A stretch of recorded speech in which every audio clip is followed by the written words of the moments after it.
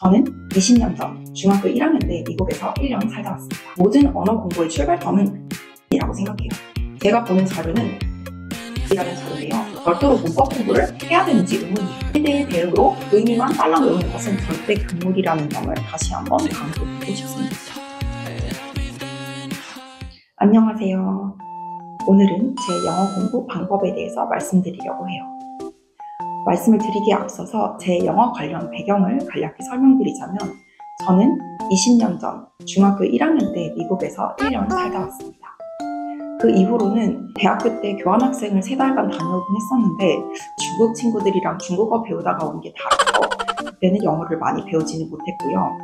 사실 그래서 영어 실력이 이렇게 여러분들께 영어 공부 방법이랍시고 제가 알려드릴 수 있는 자격이 되는지 잘 모르겠어요. 특히 통대 입학해서 한 학기 다녀보니까 정말 아직 갈 길이 멀구나 하는 걸 뼈저리게 느끼고 있어서 제가 뭐라고 이렇게 영어 공부 방법을 공유해 드릴 수 있을지 좀 조심스럽긴 한데요. 저번에 공부 방법론 때 영어 공부 따로 촬영하겠다고 말씀드려 놓은 게 있어서 일단 이번엔 촬영을 하는데 앞으로는 아마 영어 관련된 거 별로 안 찍지 않을까 싶습니다.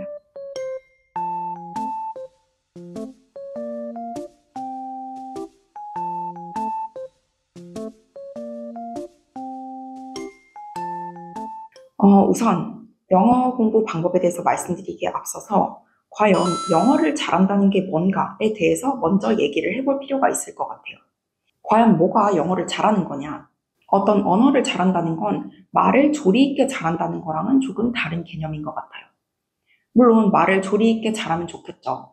그렇지만 한국인이라고 모두가 한국말을 엄청 조리 있게 잘하는 건 아니잖아요. 그렇지만 한국말을 잘 못하는 한국인은 없습니다.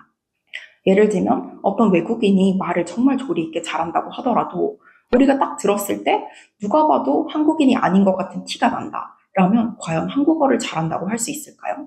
그래서 영어 또는 어떤 언어를 잘한다는 건 그 언어로 해당 국가의 네이티브와 무리 없이 의사소통이 되는 걸 의미하지 않나 싶습니다. 내가 외국인이 영어로 하는 말을 완벽하게 알아들을 수 있고 반대로 내가 말하고자 하는 바를 외국인에게 무리 없이 완전하게 전달할 수 있다면 그리고 그 말을 듣고 외국인이 어색하다고 느끼지 않는다면 영어를 잘한다고 할 수 있을 것 같아요. 네, 본격적으로 영어 공부 방법을 말씀드려 볼게요. 우선 모든 언어 공부의 출발점은 리스닝이라고 생각해요. 들리지가 않으면 당연히 말을 할 수도 없는 거잖아요. 저희도 어릴 때 아주 아기 때부터 모국어를 계속적으로 들으면서 그 언어가 자연스럽게 발달하게 되는 거잖아요. 그래서 리스닝이 가장 출발점이라고 생각합니다. 그런데 외국인이 하는 영어나 어떤 영어로 된 리스닝 자료를 들었는데 그게 잘 안 들린다, 못 알아듣겠다라고 한다면 크게 2가지 정도에서 이유를 찾아볼 수 있지 않을까 해요. 우선 단어가 안 들리면 당연히 들리지 않겠죠. 또 하나는 단어는 들리는데 그래도 무슨 말인지 모르겠다라면 그 문장 구조에 익숙하지 않은 걸 수도 있어요. 의미가 단순하고 쉬운 문장일수록 알아듣기 쉬운 건 당연하겠고요. 반면 점점 더 복잡하고 긴 문장일수록 그 구조가 우리 귀에 익숙하지 않다면 들어도 들리지 않는 게 되겠죠. 그렇다면 어떻게 해야 되느냐? 한국에서 영어 공부를 한다면 어쩔 수 없이 인위적으로 영어를 많이 우리가 듣는 수밖에 없다고 생각해요. 더 많이 들을수록 당연히 더 유리하겠죠. 요즘엔 마음만 먹으면 유튜브나 팟캐스트, 테드 이런 것들이 정말 많잖아요. 그런 자료를 통해서 의식적으로 리스닝 훈련을 할 수도 있을 거고 그런 체계적인 자료를 찾는 게 본인 상황상 힘들다 하시면 학원을 통해서 리스닝 훈련을 하는 것도 좋은 방법이라고 생각해요.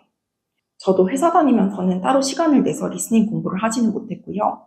통대 입시 준비를 할 때는 학원을 다녔기 때문에 학원에서 주시는 자료로 공부를 했었어요.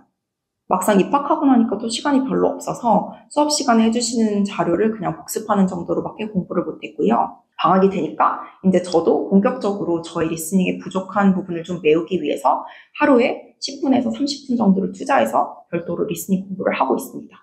제가 보는 자료는 뉴욕타임스의 더 데일리라는 자료인데요. 사실 보기 시작한 지 일주일밖에 안 됐는데 이 자료를 선택한 이유는 이게 트랜스크립트가 있어서예요. 아주 영어를 잘해서 어떤 지문을 여러 번 들어서 충분히 다 이해를 할 수 있다면 상관없겠지만 들어도 들리지 않는 부분이 있다면 트랜스크립트가 있는 게 도움이 되기는 하죠.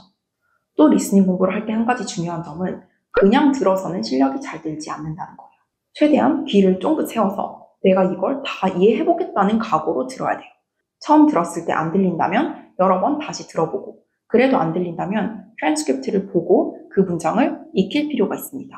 물론 모르는 단어가 있다면 단어 공부를 해야 될 거고요. 이외에도 그 문장 구조를 다각도로 뜯어보고 대체 왜 어떤 부분에서 내 귀에 잘 안 들리고 이해가 잘 안 됐는지 분석해서 다음에 이런 문장을 들었을 때는 나한테 익숙하게 잘 들릴 때까지 공부할 필요가 있습니다.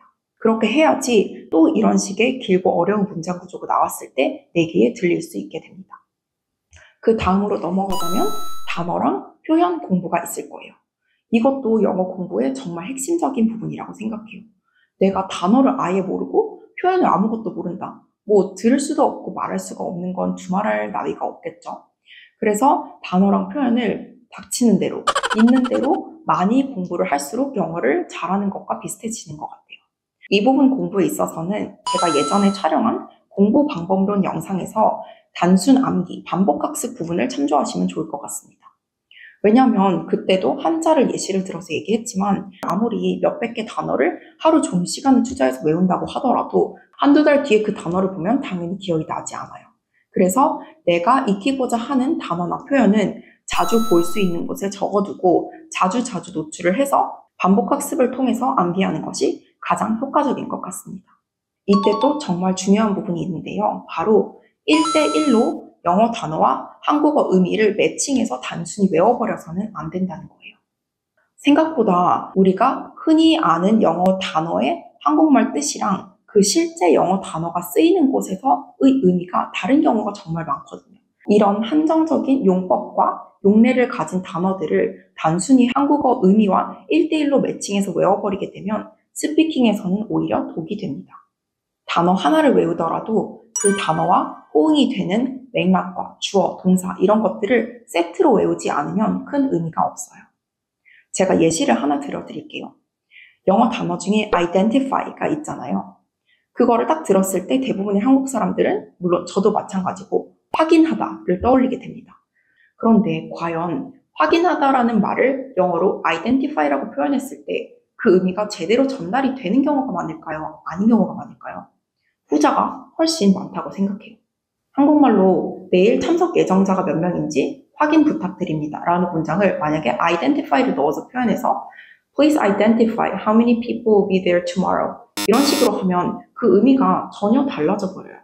그리고 굉장히 어색해집니다. 미국 사람들은 identify를 그 문장에서 그 의미를 표현하기 위해서 쓰지 않거든요.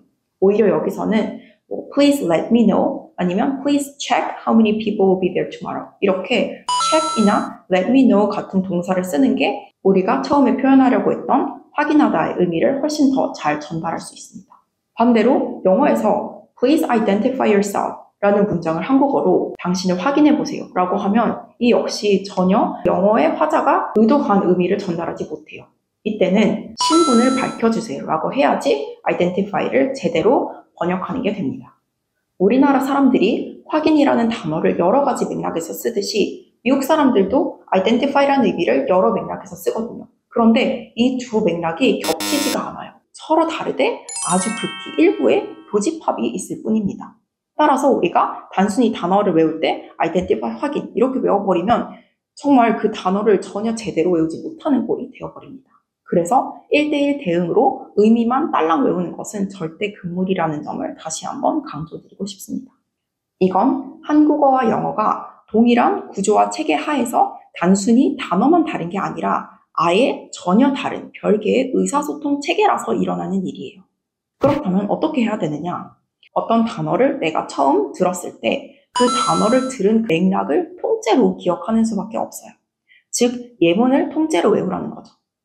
그래서 저는 개인적으로는 단어장이나 개념집 같은 걸 사서 달달 단어 순서대로 나와 있는 걸 보기보다는 어떤 지문, 스토리가 있는 내용을 보면서 그 안에서 내가 모르는 단어가 나왔을 때 맥락을 통째로 이해하고 외우는 게 가장 효과적이고 쉬운 방법이라고 생각해요. 여기서 한 걸음 더 나아가서 모르는 단어를 한번 찾아보고 사전에서 그 단어가 쓰이는 다른 예시를 몇 개 더 익히고 함께 외울 수 있다면 더더욱 좋겠죠. 결국 이건 최대한 많이 읽고 많이 외우는 수밖에 없어요. 자주 반복적으로 외우는 게 중요합니다.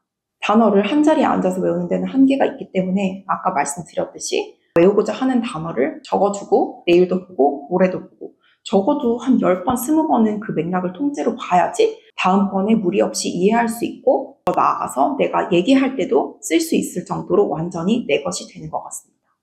작정하고 영어 공부를 하려면 아예 따로 시간을 내서 학원을 다니든지 또 본인이 알아서 자료를 구하시든지 해서 양질의 자료를 적어도 하루에 몇 시간 이렇게 공부해야겠지만 그 정도까지 투자할 만한 시간이나 상황이 안 되시는 분들은 실생활 속에서도 의식적으로 노력만 하면 생각보다 많은 단어와 표현을 얻어갈 수 있는 것 같아요. 업무적으로 영어를 쓰는 분들은 물론이고 그게 아니더라도 인스타나 유튜브 보면 영어 표현 알려주는 곳들 정말 많잖아요. 아니면 아예 외국인은 인스타나 유튜브를 구독하는 것도 방법이고요. 하다못해 넷플릭스나 드라마를 보더라도 내가 알아두고 싶고 외워두고 써먹고 싶은 표현이 있으면 의식적으로 어딘가 적어놨다가 계속 그거를 반복해서 암기해두면 내 것이 될 수 있게 됩니다. 자, 이렇게 리스닝 공부도 열심히 하고 단어랑 표현도 정말 열심히 많이 외웠어요. 그렇다면 이론적으로는 내가 외국인을 딱 만났을 때 썰라썰라 영어를 할 수 있어야 되는 거잖아요. 그런데 안타깝게도 꼭 그렇지는 않은 것 같아요. 공부라는 것과 실생활 적용이란 게 원래 좀 괴리가 있을 수도 있고 사실 언어라는 게 학문이라기보다는 너무나 실생활 밀접한 도구라서 더 그럴 수도 있는 것 같아요. 아무튼 아무리 열심히 공부를 하더라도 스피킹 연습을 따로 해주지 않으면 막상 외국인을 만났을 때 또 영어를 플루언트하게 하기가 힘들어요. 이건 어떻게 해야 되느냐?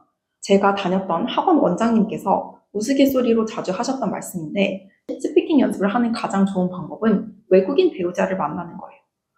당연한 얘기겠죠. 맨날 쓰다 보면 좋아질 수밖에 없어요. 그런데 우리는 그렇지 못한 상황이니까 어떻게든 따로 시간을 내서 스피킹 자체를 연습할 필요가 있습니다. 이걸 하는 방법에는 여러 가지가 있겠죠. 학원을 가든가 외국인 언어 교류 같은 걸 하든가 또 요즘은 스피킹 훈련시켜주는 어플들도 많잖아요. 정 이도저도 안 되면 혼자 중얼중얼거리면서 연습하는 방법도 있긴 해요. 실제로 저도 통대 입시를 몇 달 앞두고 부족한 스피킹을 메우기 위해서 매일 밤에 한 10분, 20분 정도를 투자해서 특정한 주제를 놓고 중얼중얼 벽 보고 영어로 말하는 연습을 했던 것 같습니다. 그런데 이게 생각보다 상당히 고역이더라고요. 대화 상대도 없고 또 내가 영어를 잘하는 것도 아닌데 벽을 보면서 이렇게 하자니 좀 힘들었던 기억이 있어서 이렇게 하시고 싶은 분들은 하셔도 되고 아니면 다른 방법을 모색해 보셔도 좋을 것 같습니다. 개인적으로 저는 요즘은 학교 공부와 동기들과 스터디하는 것에 더해서 엄마표 영어를 통해서도 조금씩 스피킹 연습을 하고 있긴 한데요. 사실 이걸로는 좀 부족함을 많이 느껴서 언젠가 제가 시중에 나온 어플들을 활용해 볼 기회가 있다면 한번 써보고 괜찮은 게 있으면 여러분들께 추천드릴 수 있도록 하겠습니다. 여기서 또 하나 주의할 점은 그냥 막 내뱉는다고 해서 스피킹이 효과적으로 늘지는 않는다는 거예요. 물론 아예 외국에 산다면 다른 얘기겠죠. 아예 영어 이머시브한 환경이라면 내가 좀 잘못된 표현들을 쓰더라도 더 정확한 표현들이 많이 인풋으로 들어올 거니까 내 영어도 자연스럽게 교정되는 효과가 있을 수도 있을 거예요. 그런데 한국에 살면서 스피킹 연습을 한다면 항상 의식적으로 내가 문법적으로 정확하고 자연스러운 표현을 쓰고 있는지를 생각하면서 스피킹을 해야 돼요. 피드백 해줄 수 있는 상대방이 있다면 좋고 그렇지 않더라도 녹음을 해서 내가 어떤 부분이 잘못됐는지 인식하고 의식적으로 교정할 필요가 있습니다. 여태까지 말씀드린 걸 간략하게 다시 정리해보자면 1번, 리스닝 연습이 가장 출발점이다. 그리고 2번, 리스닝을 잘하고 스피킹을 잘하기 위해서는 당연히 많은 단어와 표현을 알아야 되기 때문에 지속적으로 반복적으로 단어와 표현을 최대한 많이 공부해야 된다. 3번, 단어와 표현을 공부하고 리스닝을 하더라도 스피킹 연습도 같이 병행해주는 것이 필수적이다. 이렇게 말씀을 드릴 수 있을 것 같아요. 딱 듣기만 해도 정말 많은 시간과 노력이 들어가겠죠. 제 모든 공부 관련 영상이 기승전 존버, 그냥 엄청 열심히 해야 된다. 이런 결론이 되는 것 같아서 좀 그렇긴 한데 영어 또는 어떠한 언어든 언어 자체가 워낙 방대한 하나의 의사소통 체계를 내가 통째로 공부를 하겠다는 거잖아요. 그러니까 당연히 많은 시간과 노력이 들어갈 수밖에 없는 것 같습니다. 그래서 이걸 좀 쉽게 하려면 사실 외국에 살다 오는 게 정말 도움이 많이 되는 것 같긴 해요. 근데 여의치 않은 환경이라면 어쨌거나 이 길고 험난한 시간과 노력을 투자하기 위해서는 여기서 또 한 번 동기부여가 정말 중요하다고 생각합니다. 저 같은 경우는 지금 통역사가 되는 게 목표이니까 그 부분에서 충분한 동기부여가 되고 있기도 하지만 한편으로 언어 공부하는 걸 워낙 좋아하기 때문에 이 전반적인 과정 자체가 크게 괴롭게 느껴지지 않는 것 같아요. 그래서 여러분들도 영어 공부를 하시고자 하는 분들이라면 스스로에게 어떤 게 동기부여가 될 수 있을지 잘 생각해 보시고 스스로 조금씩 늘어가는 영어 실력, 발전하는 모습에 뿌듯함도 느껴가면서 해야지 이 험난한 여정을 잘 따라갈 수 있는 것 같습니다. 그리고 어떤 댓글에서 어떤 분께서 문법 공부 어떻게 하셨는지 질문을 주신 게 있었는데요. 저는 개인적으로 우리가 한국어 공부할 때 굳이 따로 시간 내서 한국어 문법을 공부하지 않듯이 영어에서도 별도로 문법 공부를 해야 되는지 의문이에요. 방금 말씀드린 이런 방식으로 언어 자체로 접근을 함으로써 영어를 공부를 하는 게 훨씬 효율적인 방법이라고 생각하고 문법은 굳이 공부를 하시고 싶다면 이미 어느 정도 언어로서의 영어 공부가 되신 상태에서 확인용 또는 설명용으로 보조적으로 문법책을 보시는 건 괜찮지만 처음부터 따로 시간 내서 문법 공부를 하는 게 제가 처음 말씀드린 그런 의미에서 영어를 잘하는 데 있어서는 큰 도움이 되지는 않는 것 같아요. 네, 이렇게 많이 부족하지만 제가 오늘 말씀드린 내용이 여러분들의 영어 공부에 있어서 조금이라도 도움이 되었으면 하는 마음입니다. 그럼 다음 영상에서 뵐게요. 안녕.